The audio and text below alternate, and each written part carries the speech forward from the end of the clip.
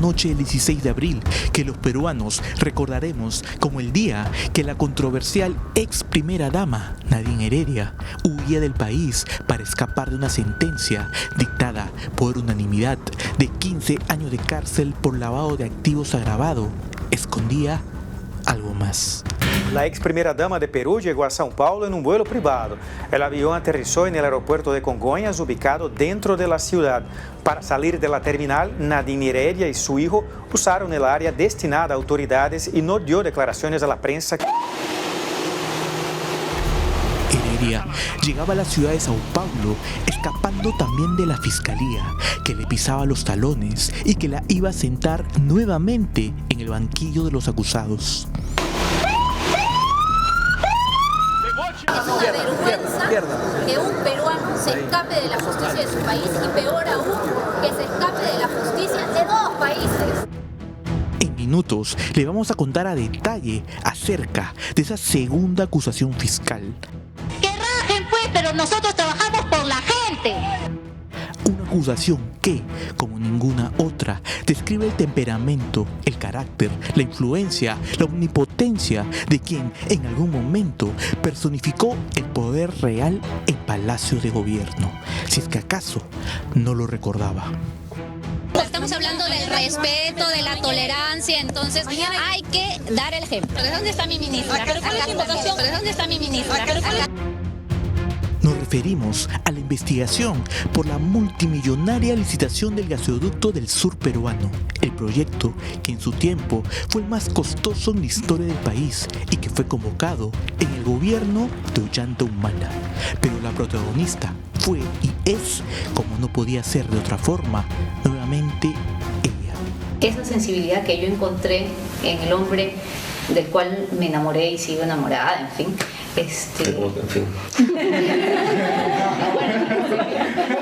En punto final, podemos confirmar que Nadine Heredia, quien en estos momentos se encuentra en suelo brasileño debido a un polémico asilo otorgado por el gobierno de Lula da Silva, enfrentará en los próximos días, junto con su esposo Ollanta Humala, una nueva acusación penal, esta vez por el caso Gasoducto del Sur, los delitos asociación ilícita y colusión agravada. Este programa puede confirmar que la fiscal Giovanna Mori Gómez del equipo especial Lava Jato presentará en los próximos días de mayo la acusación penal contra Heredia, su esposo Ollanta Humala, el ex jefe de Odebrecht en Perú, Jorge Barata, entre otros, por el caso Gasoducto del Sur peruano. Una multimillonaria licitación pública internacional para beneficiar con gas a las ciudades de Cusco, Arequipa, Tacna, Moquegua y Puno, cuya inversión superaba los 7.000 millones de dólares y que en junio del 2014 Odebrecht ganó la buena pro en consorcio con la empresa española Enagas. Pero después, a raíz del escándalo Lava Jato, el proyecto se paralizó y se supo que estuvo plagada de irregularidades con el fin de beneficiar a la multinacional de origen brasileño. Hablar del caso Gasoducto del Sur es mencionar también el rol preponderante, el peso propio que tenía Nadine Heredia en este proceso de licitación, al punto de que ella podía vetar qué empresas podían ser parte de este megaproyecto, el más grande, que se convocó durante el gobierno de su esposo Ollanta Humala. La fiscal Giovanna Mori cuenta con diferentes elementos de prueba para sustentar su acusación y, principalmente, la declaración de este personaje. Hernando Graña Acuña y José Alejandro Graña Miro Quesada. José Alejandro Graña Miro Quesada. La declaración del ex mandamás de la constructora Graña y Montero, hoy convertido en colaborador eficaz tras reconocer haber sido parte de un esquema de corrupción en obras públicas junto con Odebrecht, es una pieza fundamental en la acusación a Heredia. Esta es la declaración completa de José Graña, presentada en mayo del año pasado por la Fiscalía como prueba anticipada en el proceso del Gasoducto del Sur. Declaración del testigo José Graña. se firmó un acuerdo con Odebrecht para participar conjuntamente, pero debido al llamado veto de Nadine Heredia, Graña y Montero tuvo que salir del consorcio. Ahí fue cuando se invitó a Enagás para participar en el consorcio. ¿A qué veto se refiere? Por años, Odebrecht y Graña Montero fueron socios estratégicos y Barata y Graña, amigos y sobre todo, confidentes. Barata le confesó que aportó a la campaña presidencial de Humala en el 2011 a pedido del presidente Lula da Silva, una contribución que luego el ex jefe de Odebrecht en Perú supo sacar provecho. Señores, nunca recibí dinero del gobierno de Chávez en Venezuela, ni del presidente Lula en Brasil, o de alguna empresa brasileña. Graña narró ante el Poder Judicial que, allá por el 2011, la principal preocupación de su amigo Barata era que no se ejecutara una carta fianza de $67 millones que tenía por Kuntur, un proyecto anterior al gasoducto del sur. Pero que, a la vez, su amigo se sentía tranquilo porque la pareja presidencial les había asegurado que eso no iba a pasar y que ya estaban elegidos para ganar el contrato del gasoducto del sur. Barata y Graña querían trabajar juntos en ese multimillonario proyecto, pero la empresa peruana tenía un opositor que era casi imposible de eludir, Nadine Heredia. Hubo un problema. Nadine le expresaba a Jorge Barata que tenía un problema con Graña y Montero porque el diario El Comercio estaba contra el gobierno y por lo tanto tenían que hacer algo, y Jorge Barata le pedía que hiciera algo, cosa que le explicaba que no se podía. Según Graña, él le explicaba a Barata que si bien era miembro del directorio por herencia de su madre, no tenía injerencia sobre el contenido editorial.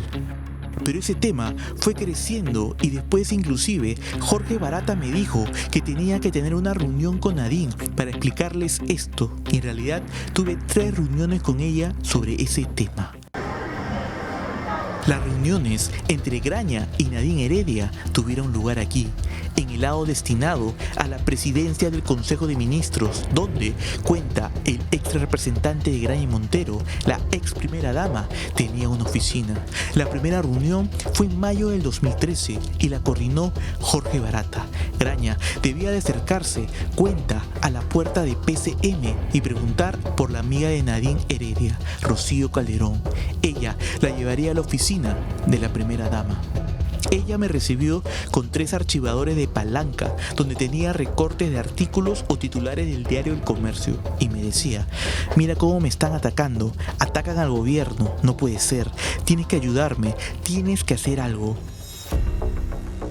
La segunda reunión ocurrió en noviembre del 2013, cuenta José Graña, y se repitió el mecanismo. Barata hacía de intermediario y Rocío Calderón lo ayudaría a ingresar. En esta nueva reunión, Heredia fue más incisiva. En esta, ella estuvo un poco más fuerte, no diría agresiva, pero sí más fuerte, porque empezó tocando temas de contratos de Graña y Montero, problemas que había y que ella conocía proyectos. Lo tomé como que estaba haciendo notar que, si él no ayudaba, ella tenía la capacidad de crear problemas a la compañía. Nuevamente, la ex primera dama no aceptó las explicaciones y la tensión se mantuvo. De manera que Odebrecht y Graña y Montero decidieron llegar a un acuerdo. Postularían junto con Enagás a la licitación del gasoducto del sur para ganarla. Pero antes hubo una tercera reunión con Heredia debido a una queja particular que tuvo la entonces primera dama y que llegó a oídos de la misma Dilma Rousseff, entonces presidenta de Brasil. El motivo fue el siguiente. La primera dama, Nadine Heredia, una vez más rompió el protocolo. Mientras el presidente Ollantaytamala saludaba su llegada a suelo chileno, Heredia no dudó ni un solo segundo en secundarlo, a pesar que funcionarios de la Cancillería de Chile le avisaron que no debía continuar. Ella posó igual para las cámaras. Heredia, según cuenta Graña, se puso furiosa por la cobertura que el Grupo El Comercio hizo de aquel evento y no tuvo mejor idea que hablar con Dilma Rousseff. Le pidió que hablara con Marcelo Odebrecht y le dijera que no podía ser socio de Graña y Montero.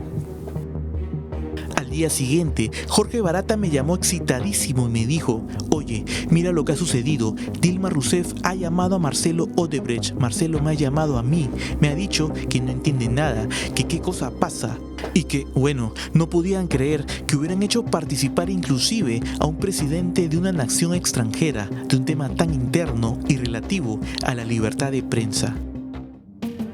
Luego ocurrió el famoso episodio de la entrevista en la revista Cosas. Barata llamó urgente a su amigo Graña para decirle que la primera dama estaba preocupada por unas declaraciones que había dado y le pedía su ayuda. Barata le mostró su teléfono con el mensaje. A pesar de sus gestiones, Graña no pudo hacer nada para evitar la publicación. Se reunió nuevamente con Heredia y ella le dijo: mira, te he pedido un pequeño favor en el tema de la revista Cosas y no me has podido ayudar. No me pidas que te ayude ahora con esto, en relación con la participación de Graña y Montero en el gasoducto del sur. Después del tema de la alfombra roja, Nadine Heredia habla con Barata. Ella estaba indignada y que de ahí había sido más fuerte y contundente. Le había dicho esta frase de que Graña y Montero tiene que salir si quieres que te siga ayudando. La condición se cumplió, Graña y Montero salió y Odebrecht ganó la buena pro.